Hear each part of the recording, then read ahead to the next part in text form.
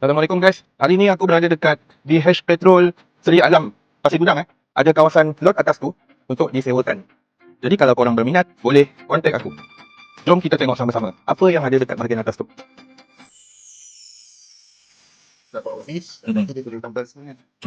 Sampai sini tambah syarikat dia, kau dah boleh syarikat tu. Jadi dia perlu naik atas. Kalau kata dia nak berobat tu, dia kena top parking semua kat tu boleh tu. Kawasan ni boleh letak iklan dengan tepi.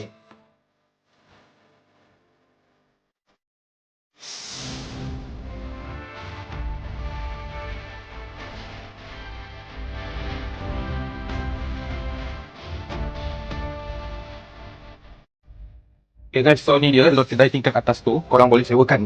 Atas ni masih kosong buat masa sekarang. Jadi kalau korang minat, korang dekat kawasan ni boleh tambah cubicle ataupun ambil je keseluruhan kawasan ni. Okay, sangat luas View pun nice, kawasan pun strategik. Luas kan kawasan ni?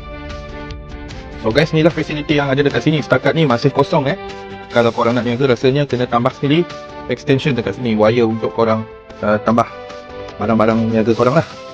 So guys, dengan keluasan lebih kurang 136,500 kaki persegi ni, korang boleh buka pelbagai jenis bisnes di tingkat 1. Okay guys, so dekat stesen minyak ni korang jangan risau. Untuk pekerja dia ada ruangan toilet dengan tandas untuk lelaki dan wanita. So kawasan ni adalah kawasan yang sangat strategik. Kawasan ni banyak perumahan dan juga tempat-tempat premis bangunan lain.